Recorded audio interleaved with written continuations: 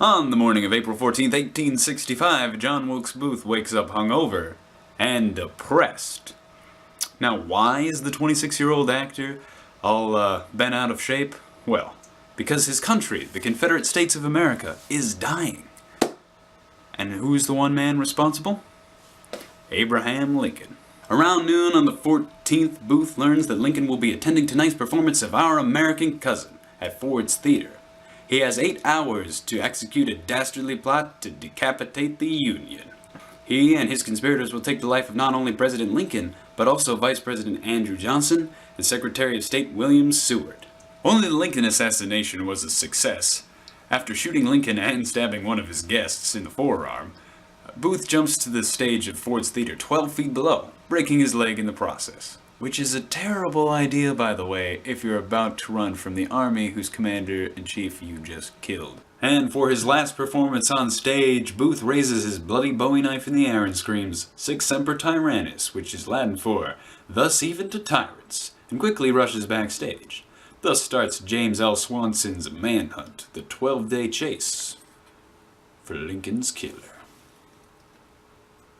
As a historical text, Manhunt is full of a cast of unique characters that for one reason or another are involved in the Lincoln assassination. Now, our story follows both Booth and his pursuers. Now, history would argue that Booth is not the protagonist, however, in this case he is. Of our cast of characters, Booth is perhaps the most interesting. It's been established already since the beginning of the book that Booth clearly is not in the right mind. This is illustrated at the beginning when we read about Booth and a peculiar interaction with one hotel clerk, George Bunker. On his way out of the National, Booth asks George Bunker if he's going to attend tonight's performance of Our American Cousin and urges him to attend, saying, "There's going to be some splendid acting tonight."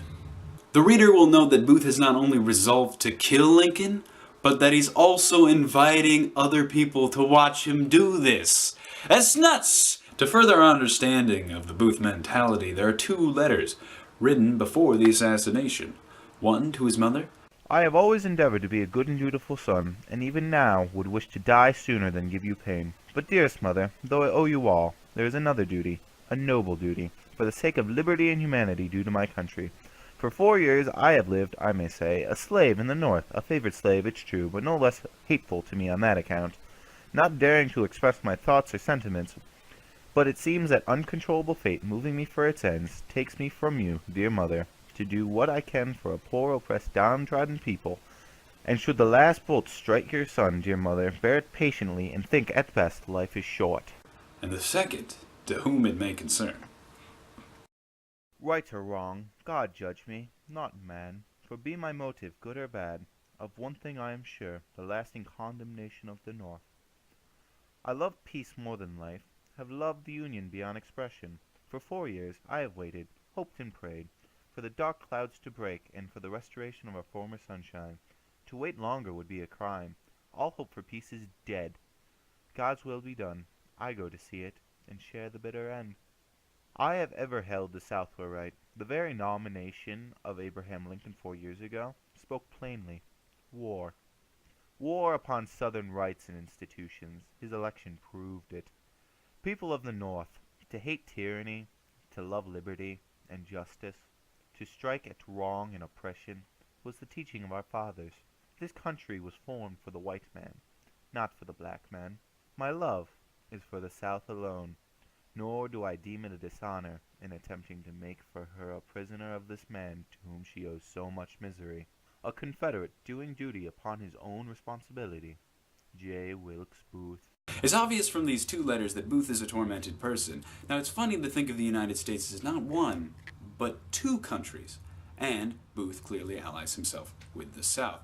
And it agitates him when Lincoln is made President of the Union, and it also agitates him that Lincoln suggests suffrage to African Americans. Stranger still, Booth mentions his love for the Union of the North and South, and the earlier times of peace. He blames the end of this on the election of Lincoln, heralding the destruction of Southern values. Booth has decided to take matters into his own hands as his duty as a Confederate. This next passage was written after the assassination, and while Booth was being hunted. The reader will note how poetic it is for a man on the run from the army. After being hunted like a dog through the swamps, woods, and last night being chased by gunboats till I was forced to return wet, cold, and starving, with every man's hand against me, I am here in despair. And why? For doing what Brutus was honored for what made Tell a hero. And yet I, for striking down a greater tyrant than they ever knew, and being looked upon as a common cutthroat. My action was purer than either of theirs. One hoped to great himself, the other had not only his country's but his own wrongs to avenge. I hoped for no gain. I knew no private wrong. I struck for my country, and that alone. My country groaned beneath this tyranny, and prayed for this end. Yet now, behold the cold hand they extend to me. God cannot pardon me if I have done wrong. Yet I cannot see any wrong except for in serving a degenerate people. The little, the very little, I left behind to clear my name, the government will not allow to be printed. So ends all. For my country, I have given up all that makes life sweet and holy, brought misery upon my family, and am sure there is no pardon in heaven for me, since man condemns me so. I have only heard of what has been done, except for what I did myself, and it fills me with horror. God try and forgive me, and bless my mother. Tonight I will once more try the river with intent to cross, though I have a greater desire and almost a mind to return to Washington, and in a measure to clear my name, which I feel I can do.